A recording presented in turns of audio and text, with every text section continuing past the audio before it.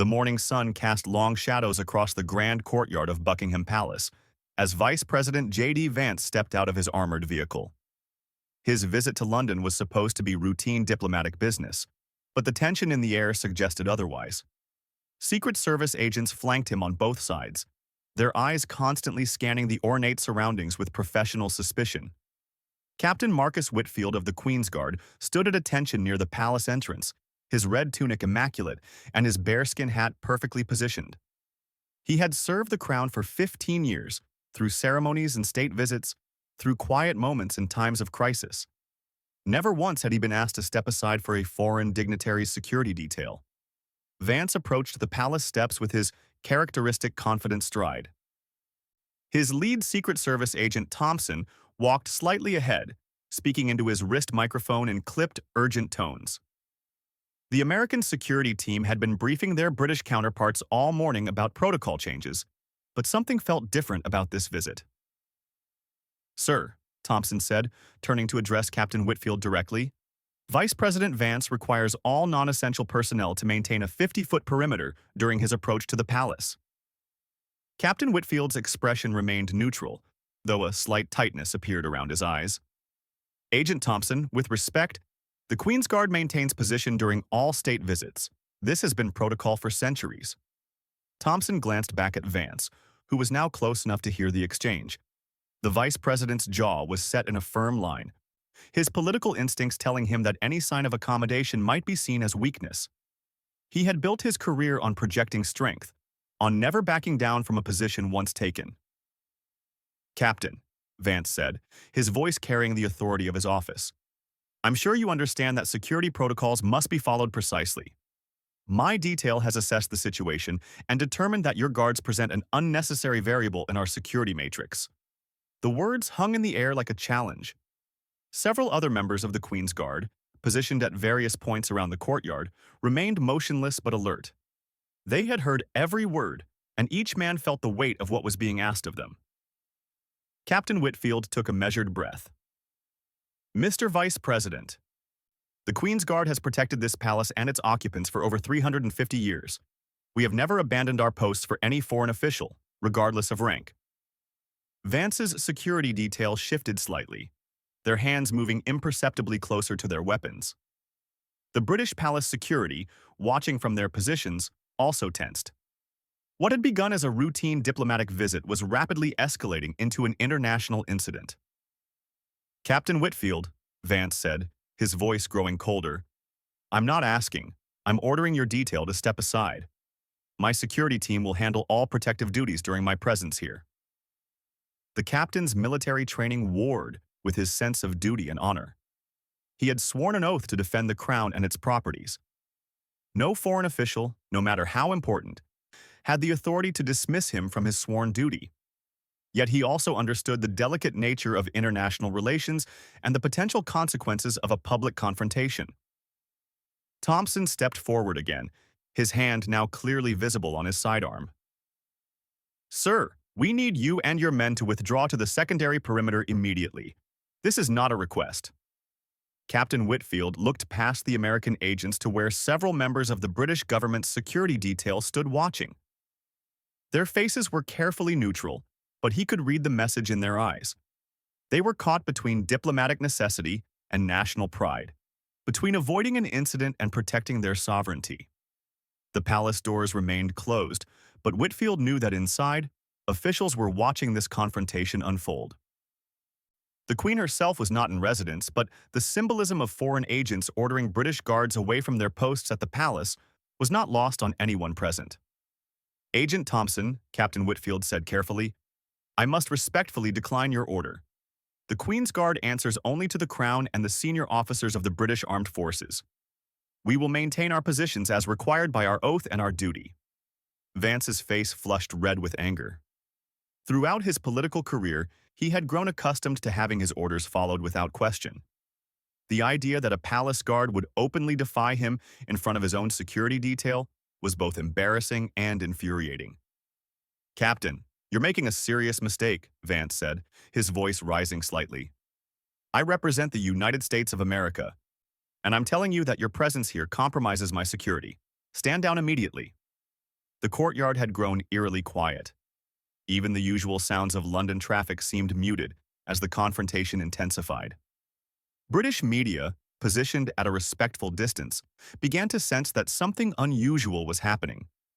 Cameras started to focus more intently on the scene unfolding near the palace entrance. Captain Whitfield straightened his shoulders, his military bearing becoming even more pronounced.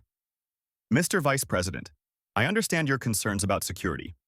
However, the Queen's Guard has successfully protected this palace through world wars, terrorist threats, and countless other challenges. We will not abandon our posts. Thompson's hand moved to his radio. Control, we have a situation developing. British guards are refusing to comply with security protocols. Request immediate guidance. The static crackle of the radio response was audible to everyone in the immediate area. Thompson, maintain position. Do not escalate. Repeat, do not escalate until further notice. But Vance had heard enough.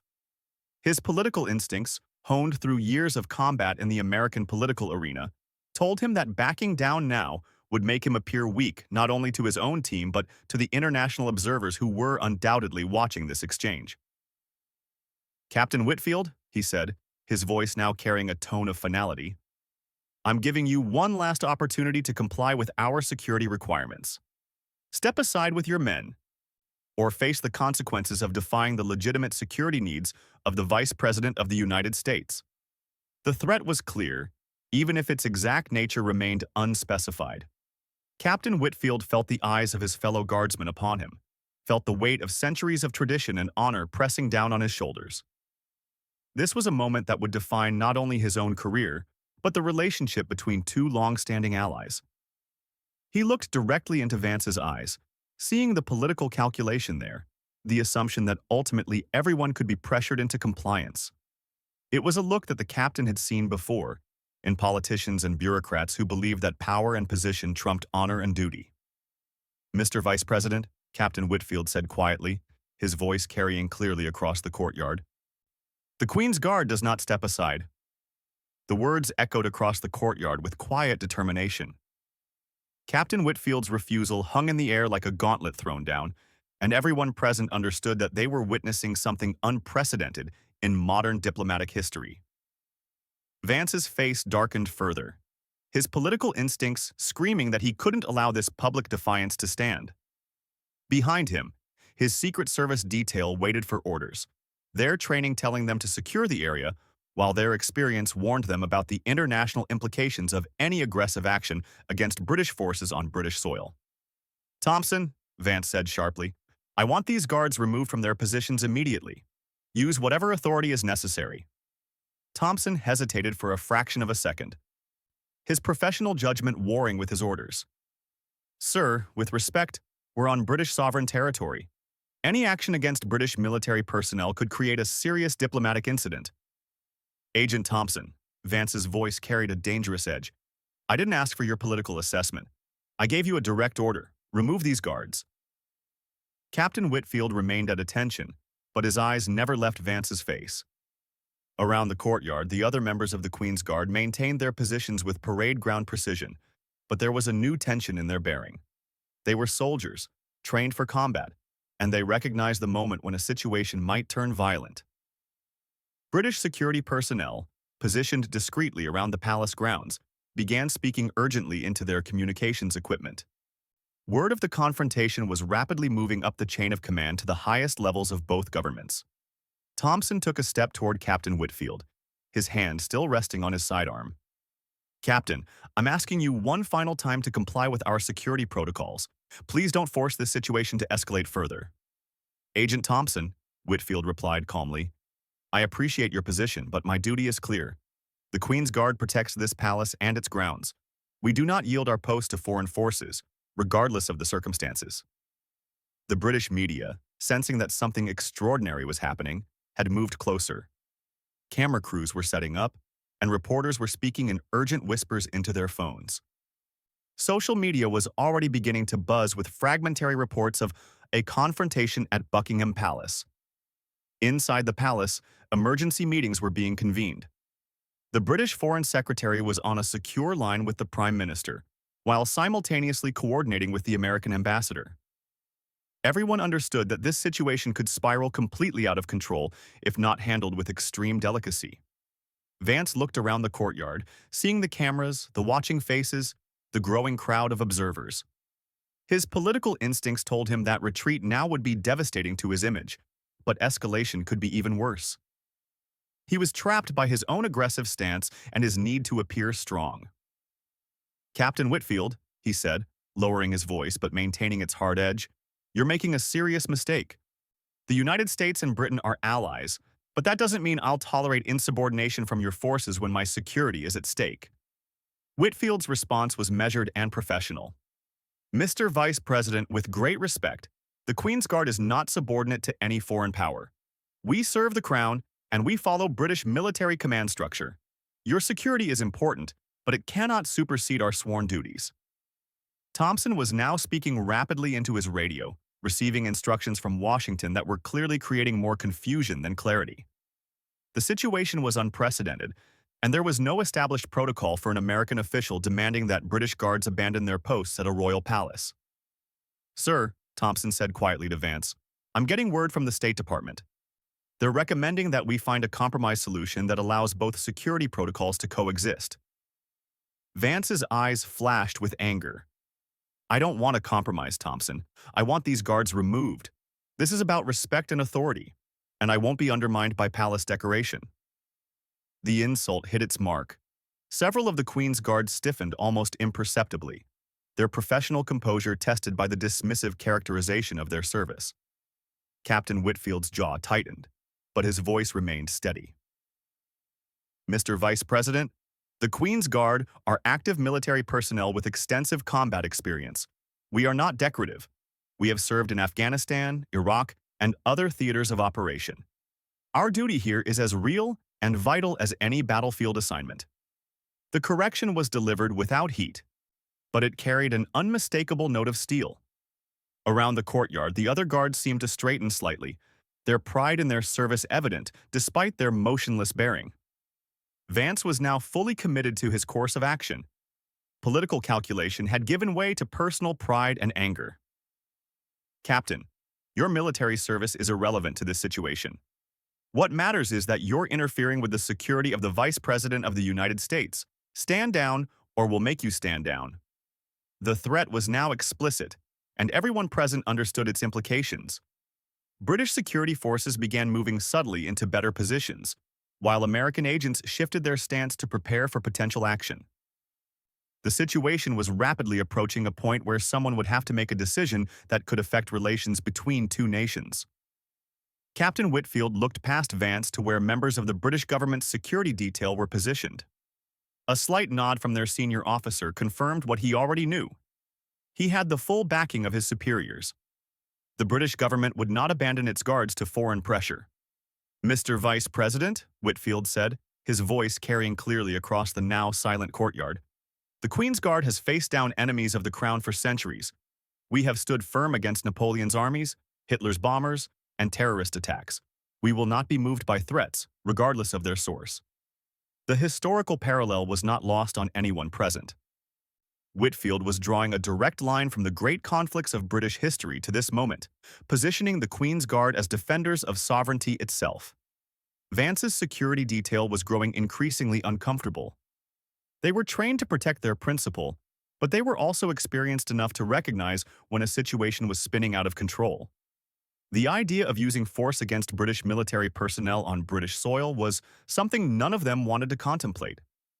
"Sir," Thompson said urgently, "I strongly recommend that we find another solution. Any physical confrontation here would create massive diplomatic and legal complications." But Vance was no longer listening to tactical assessments. His political reputation, his image as a strong leader, everything he had built his career on seemed to hang in the balance of this confrontation with a palace guard who refused to acknowledge his authority. "Thompson, I'm done with negotiations," Vance said, loudly enough for everyone in the courtyard to hear.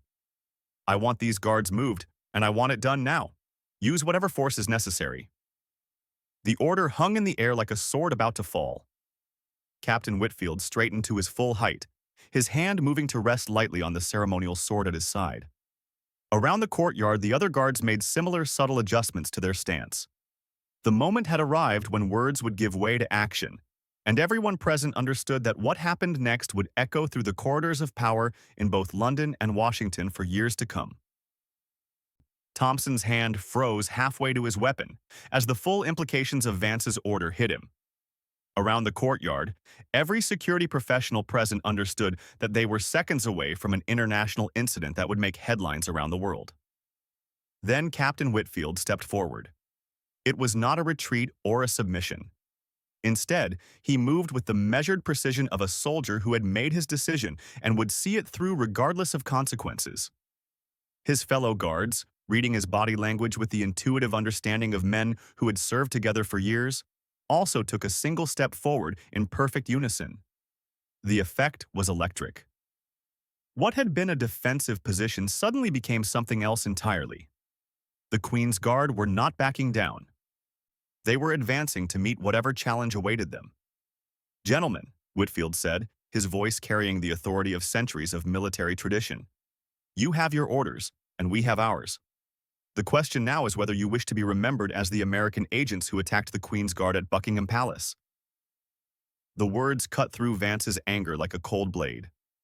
For the first time since the confrontation began, he saw the situation from the perspective of history and headlines. The image of American security forces fighting British guards at the palace would be devastating not just to his career, but to American prestige worldwide. Thompson, recognizing the shift in dynamics, stepped between his principal and the British guards. "Sir, I cannot and will not order my agents to engage British military personnel on British soil. The legal and diplomatic ramifications would be catastrophic." Vance's face was flushed with fury and frustration, but he was politician enough to recognize when a situation had moved beyond his control.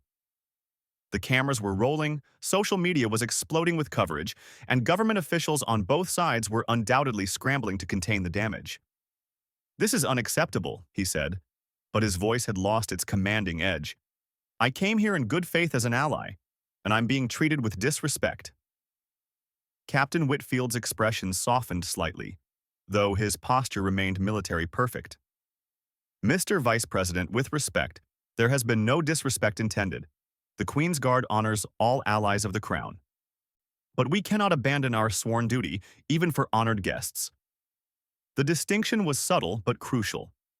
Whitfield was offering Vance a way to retreat from his position without losing complete face. The guards would maintain their posts, but they would do so while acknowledging Vance's status as an honored visitor. British security officials who had been monitoring the situation with growing alarm finally stepped forward. Colonel Harrison, the senior British security coordinator, approached with the careful diplomacy of a career military officer. "Mr. Vice President," Harrison said with crisp professionalism, "perhaps we can arrange a modified security protocol that addresses your concerns while maintaining our traditional guard positions. The Queen's Guard could coordinate closely with your detail to ensure comprehensive coverage." It was a face-saving compromise, offered at the moment when everyone present understood that the alternative might be an international crisis. Vance looked around the courtyard, seeing the cameras, the watching faces, the guards who had not moved despite his threats. Thompson seized on the offered solution immediately. "Sir, that arrangement would actually enhance our security posture by adding local expertise to our protection matrix. It's a tactically sound approach." For several long seconds, Vance said nothing. The political calculation was complex. Backing down would look weak, but pushing further could be disastrous. Around him, his staff waited tensely for his decision. Finally, he nodded curtly. "Colonel Harrison, I'll accept your modified protocol, but I want it clearly understood that this arrangement is a courtesy, not a requirement." Harrison's relief was almost palpable, though he hid it behind military bearing. "Of course, Mr. Vice President. The Queen's Guard will coordinate with your security detail to ensure your safety while maintaining their traditional duties." Captain Whitfield remained at attention as the crisis slowly diffused around him. He had stood his ground, maintained his oath, and protected the honor of his regiment. But he also understood that his actions would have consequences that extended far beyond this moment. As the immediate tension began to ease, Vance turned to look directly at Whitfield. There was something in his eyes that might have been respect, or perhaps simply acknowledgement that he had underestimated his opponent. "Captain," he said quietly, "I hope you understand that my concerns were legitimate security issues, not personal animosity." Whitfield nodded slightly. "Of course, Mr. Vice President. The safety of all our guests is paramount. We simply cannot compromise our fundamental duties in ensuring that safety." The media crews were already beginning to disperse, sensing that the dramatic confrontation had ended without the explosive conclusion they had anticipated. Social media would buzz with the story for hours, but it would be a story of diplomatic tension resolved rather than international crisis escalated. Thompson began coordinating with British security to work out the details of the modified arrangement. Professional courtesy returned as the immediate crisis passed, though everyone involved understood that this incident would be analyzed and discussed in security briefings for years to come. As Vance finally entered the palace for his scheduled meetings, Captain Whitfield resumed his normal position. To any casual observer, he appeared exactly as he had at the beginning of the day, a ceremonial guard standing motionless at his post. But something had changed. The Queen's Guard had been tested in a way that no military manual had prepared them for, and they had held fast. Word of their stand would spread through military circles, adding another chapter to the long history of the regiment's service. Later that evening, in the Guard's quarters, there would be quiet discussion of the day's events. Veterans would nod approvingly at Whitfield's handling of the situation, while younger guards would learn something about the weight of duty and the meaning of honor. The incident would be reported in newspapers around the world, though the headlines would focus more on diplomatic tensions than on the individual soldiers who had stood their ground. Most coverage would emphasize the successful resolution of the crisis and the maintenance of strong Anglo-American relations. But in the files of both British and American security services, detailed reports would record exactly what had happened and why. Future security protocols would be adjusted based on the lessons learned, and diplomatic procedures would be refined to prevent similar confrontations. Captain Whitfield never spoke publicly about the incident. When asked by reporters in the days that followed, he simply stated that the Queen's Guard had performed their duties as required by their oath and training. He deflected questions about politics and diplomacy with the skill of a career soldier who understood the importance of staying within his lane. Vance completed his visit without further incident, though the atmosphere remained formal rather than warm. His meetings with British officials proceeded on schedule, but everyone involved understood that the relationship had been strained by the morning's confrontation. In the weeks that followed, both governments worked quietly to ensure that the incident did not damage long-term alliance relationships. Diplomatic channels remained open, security cooperation continued, and official statements emphasized the strength of the Anglo-American partnership. But the story lived on in the institutional memory of both the Queen's Guard and the American Secret Service. It became a case study in the importance of understanding cultural differences and respecting national sovereignty, even among the closest allies. Years later, when Captain Whitfield had retired and been promoted to colonel, he would occasionally be asked about that morning at Buckingham Palace. His answer never varied. The Queen's Guard had done their duty, as they always had and always would. The palace courtyard returned to its normal rhythm of ceremony and tourism, but those who had been present that morning carried with them the memory of a moment when duty and honor were tested against power and politics. The guards had stepped forward when challenged, and in doing so, they had written another small chapter in the long story of service to the crown.